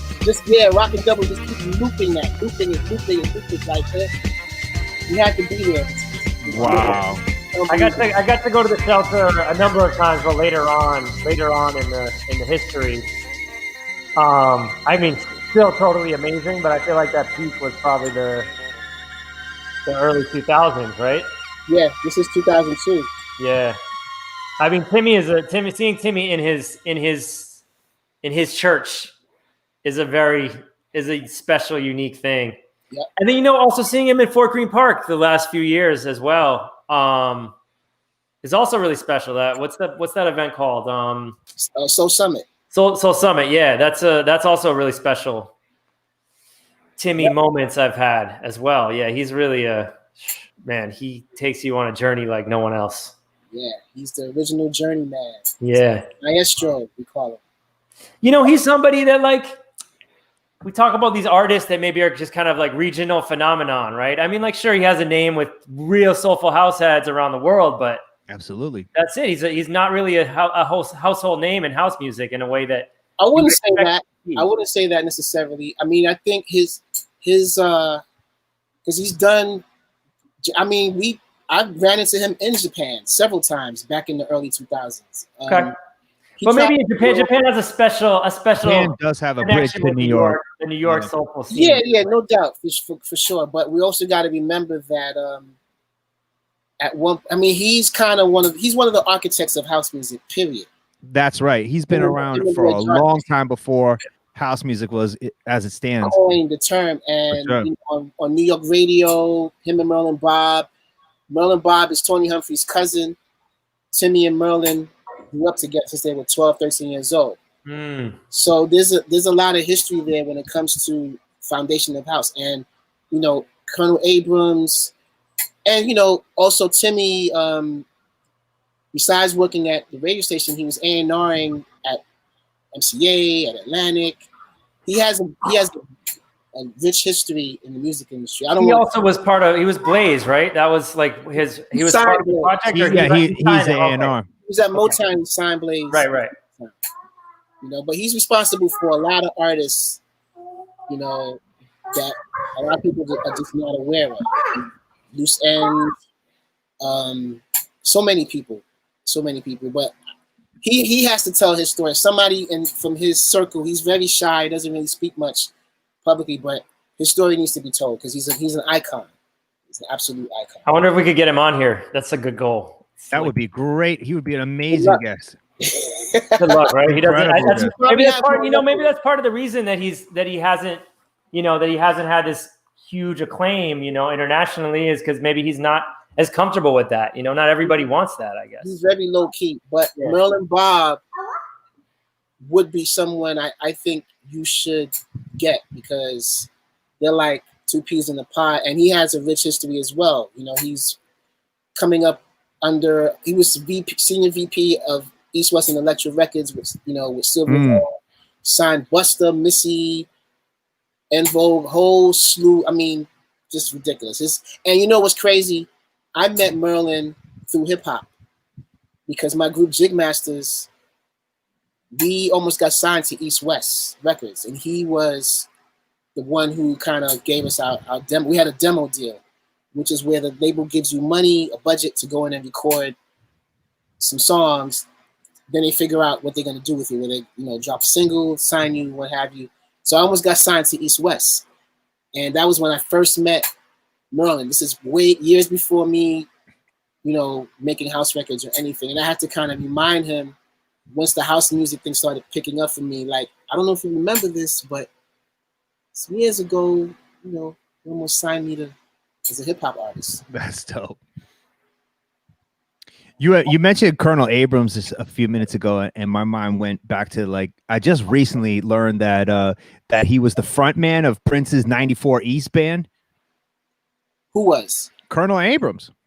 Really? I didn't hear that. That's crazy. Isn't that crazy? Wow. Yep. Interesting. You know what? I just happen to have this handy. What you got? Oh, there you go, man. What? What? Oh, yeah. Yes. Is he credited on there? I don't think so. Oh, I don't think so, but that's interesting. I'd have to definitely look that up because I don't even see where those the personnel are local or where those lines would cross. Especially weird, right? Well, he's from Detroit. Right. Well, Colonel Abrams' name is not on here. He's definitely not doing vocals on the record. There's not. It's not some. Well, I guess no. There are plenty of vocals on the 94 East stuff. Nah, it's mainly the show, but also like Colonel Abrams. Just another sucker. Yeah, Colonel Abrams was actually out when this came out. Like that was when Music is the Answer around the same time as Music is the Answer, like 83, 82, 83. So yeah, that's something I'd have to investigate. Yeah, that's a new I'm Wikipediaing this. In 1976, he formed Conservative Manor, 94 East, the band featuring Prince on lead guitar. That's what it says on his Wikipedia. Colonel Abrams? Yeah, this might be wrong though, right? Like this could be. I think that's Andre Simone's band. Mm. It's Andre Simone's band. He's also credited on the 94 East Wikipedia page. We'll have to do some digging or some correcting. Fake news. Is it fake news? Wiki can't always count on Wiki anyway. Yeah. Well, that's dope. Yeah. He was one of the real voices of that early house sound in New York, man. I just love him so much. Absolutely. May he rest in peace. Yes, may he rest in peace. I mean, I think it's about time to wrap it up. Approaching 2 hours. Sure. Is there anything else we need to cover? That flew by.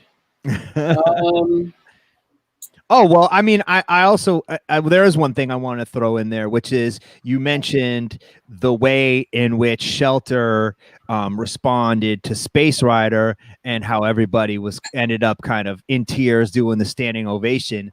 And digging around the internet, I found another standing ovation moment of yours, which is when you were in Paris for Motown, celebrating 50 years of Motown. We said, as we were talking earlier in the show, DJ Spinna is the go-to. Well, we are naming you the go-to for anthology DJ nights, whether that's Michael Jackson, the MJ, BK MJ, that's produced by Spinna and Spike Lee, or whether that's the Wonderful Party that celebrates Stevie Wonder's music, Prince's Party. And here you have another situation where, they're bringing you in to do 50 years of Motown. Well, there's a sort of unknown YouTube clip of you receiving a standing ovation in Paris after your performance like that. And this is just a clip of people going crazy clapping. But I mean, it's like hair raising, the energy in the room. What can you set the scene there? Maybe we can put it on quietly in the background and people could just see Parisians losing their mind to your performance. So, that was a party I did for a crew called Free Your Funk. I do my theme parties worldwide, but for this particular show, they wanted me to celebrate, play Motown's catalog. So at that point, I had just finished spinning Stevie Wonder's As. And normally when I play that record at the Wonderful Parties, it's like the peak moment. That's one of those records I would take 2 copies of and just go hard with it. Mix it and try to raise up the energy and the spirits of the crowd. So I did that in Paris. Can't remember exactly what I did, but that's the gist of it. And at the end of me playing it, they went for it. And Johnny, you got the video loaded there? I didn't even play another record for a few minutes. I was overwhelmed by the love. It was kind of wild. Let's see.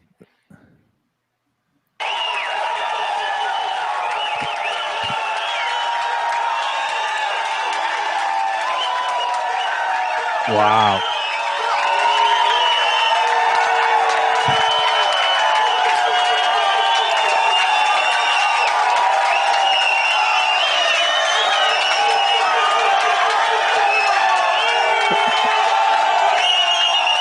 Oh la la. Wow. Sacre bleu.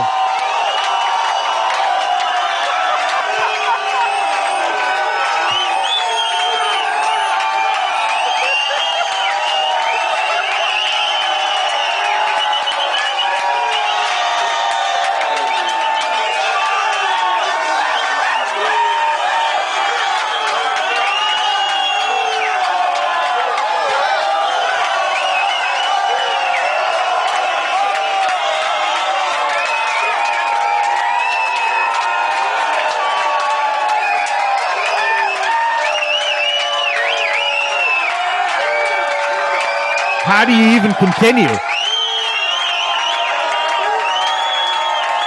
don't know. You have to play the Stevie Wonder as again, probably. I don't even remember how I came back from that. Getting out of it.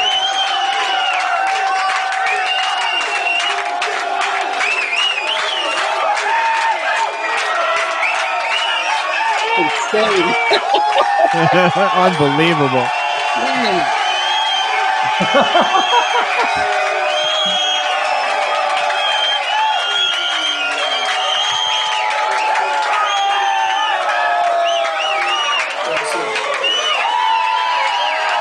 Oh, incredible to have this documented.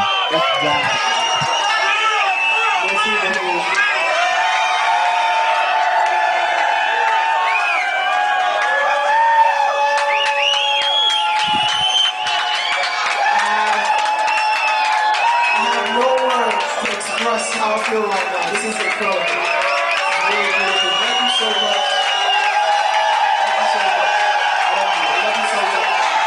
Honestly, really. I dedicate this one to you guys.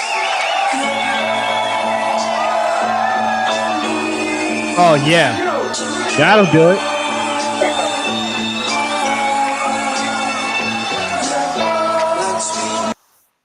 Wow, man. That's like the ultimate DJ moment, really. Like, how do you even ever top that? That's it, man. I don't think I have since. Yeah, that was special. Oh, it's so cool, man. I mean, that really makes me miss playing clubs so much, man. Shit. Yeah. Yeah, when I'm spinning, I'm looking at the chat room like, what do I got? Yeah. What's going on in here? It's a very different experience. It really is. Yeah. But you know what? Ultimately, man, if you have love for music, that's really what matters the most. You know, that there's a drive that's continual. You know, when I started doing my sets on Sundays, I thought I was going to be playing for 2-3 hours and calling it quits, but the music captivates me so much, and I get so excited, and I see the reaction. I just keep going. Like, I'll just spin until I'm dead. Yeah. Energy-wise, I mean, like, I'll just spin until I can't. My wife will be like, "Come on, you gotta stop," and I'm like, "No." Yeah, she's also producing the show, right? So she'll get tired before you do, probably, right? Yeah. Sometimes that happens, but I'm like, gotta keep going. How much longer? 1 more hour. 1 more hour? Yes. Come on, just 1 more hour. 30 minutes. 1 more hour. 30 and then that 30 minutes passes.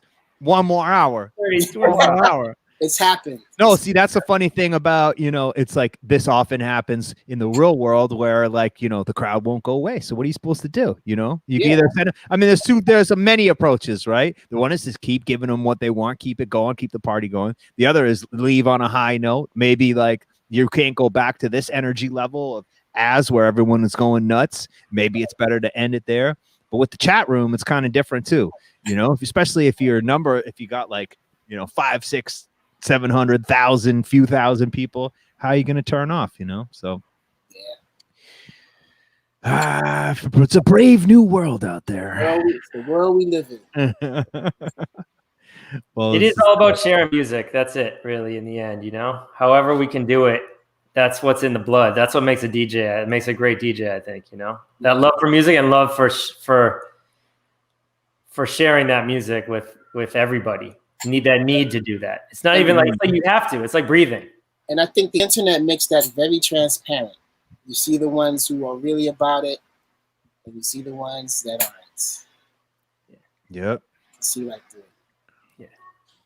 Well, on that note, keep doing your do. It's been a pleasure. It's been a Thank you, man. Thank you guys for even having a platform like this. I think it's important. It's cross-generational. It's informative. All of that. Like, it's necessary. Thank you. Glad that you guys invited me on. I've checked out quite a few episodes as well with other people, and it's really dope. Well, thank you. We appreciate you coming out so much, and thank you for all your amazing music that we get to play all the time, man. And really. feel free to come back anytime you want. Just hit us up, man. We'd love to have you on as you continue to do great things, great projects. Love to hear how the BKMJ goes BK down. loves MJ. BK loves MJ. Is the Can we plug that one more time? That's this weekend. Yeah. So Saturday, 12 p.m. noon EST. On Michael Jackson's YouTube channel, BK Loves MJ. I'll be spinning. It's from 12 to 7 p.m. Check that out. Spike Lee's hosting. So beautiful. dope. Can't wait to check it. Yeah, and also if you like this great idea to have Merlin Bob come on the show, if you have guests in mind, and there's anybody you think we're missing, please. Yeah, any bridges you can help us feedback. build. Absolutely. I'll talk to Merlin and pick his brain on that. Wicked. For sure. Great. Thank you, Spinna. All right. Thanks, Spinna. Bless. Peace. Blessings. So next week we have another amazing artist that has had such an important influence on us. King Britt. King Britt is coming on the show. King Britt. King is amazing, not just as an artist. I mean, one that he's similar to Spinna. He's had so many different styles of music he's experimented with as an artist. Yes. But he's also an ethnomusicologist who teaches at University of California, San Diego, a music classes about the history of Black music, Afrofuturism, and the history of dance music. So he is also an inspiration in sharing the heritage and the traditions. And I don't know how we're going to squeeze that one into 2 hours. I mean, may have to do 2 parts with King. A 2-part King series. He's not not just an artist. He's also a teacher. So I think we're about to get schooled, and I can't wait. Yeah, man. Let's do it. This is going to be great. And just a reminder that starting next week, we are changing our days. We are now going to be Tuesdays, 4 p.m. Eastern. All you people that were enjoying this on Hump Day, sorry. We're Tuesdays now. You got to come. I got class. I got class on Wednesdays now. Sometimes Eli's school schedule until Eli's school schedule provides us otherwise. But please come follow us because we really appreciate all your love and support from everybody showing love in the chat room, commenting, tuning in, giving us feedback. You guys really keep us motivated and an apology for saying that all these artists are amazing, incredible, legendary. But you know what? They are. They are. Celebrate them while they're alive, man. Celebrate them while they're look, let's give credit where credit's due and celebrate them. And the more people that hear music, beautiful, amazing music from the heart, the better, right? And I guess I'm just joking because we've got a great lineup coming up. So it is great. Wait to share it with you. Yeah. All right. Well, you give them a little feedback on our final thoughts. Yeah, vinyl thoughts this week. And I'm gonna change cameras. Yeah, we're gonna keep it everybody. Spinna, and we spoke about this song so many times on this episode, and it is a anthem at this point. It is Sean Escoffery, Days Like This, the Spinna remix, and Tickla. And Spinna and Tickla remix, right? Who he was producing a lot of his jams with at that time. It is, you'll know it as soon as you hear it if you love house music. The rest of this month for the show is going to be, or September is going to be dope. So keep it locked. Schmoozing with Soul Clap. We love y'all. See you next week. Tuesday.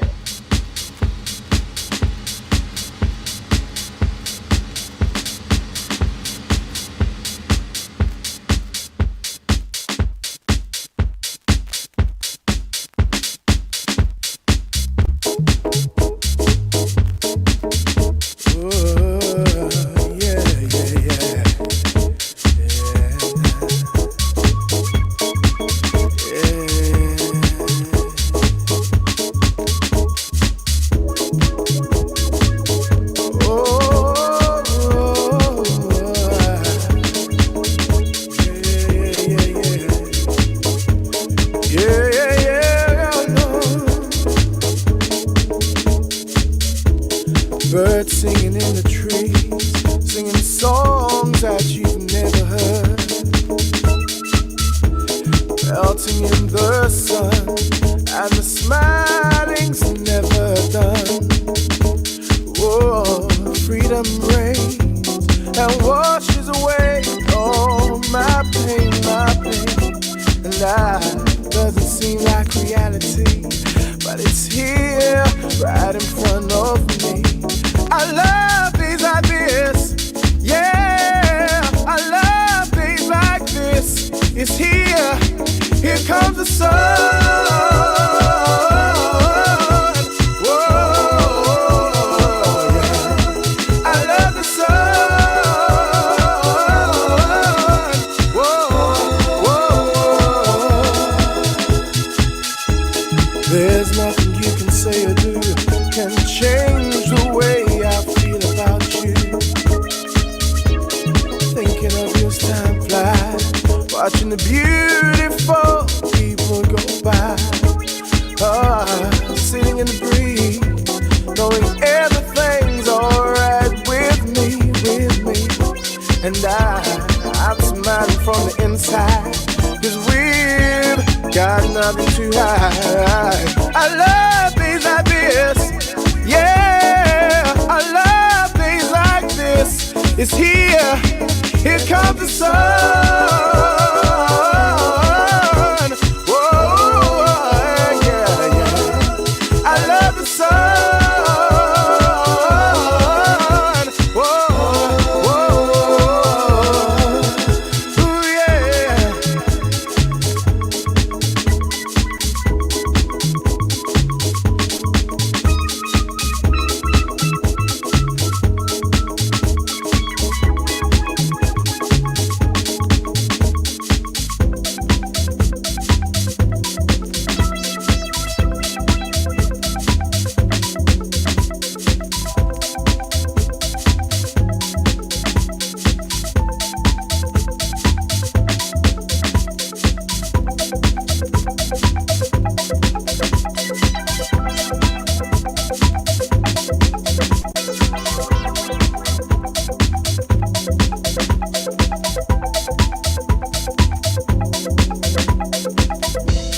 Freedom reigns and washes away all my pain, and I'm smiling from the inside, 'cause we've got nothing to hide.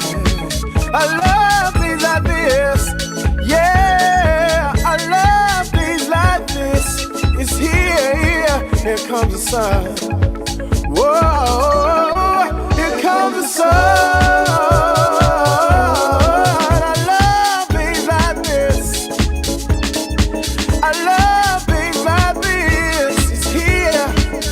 Come the sun. Whoa, yeah. I love the sun.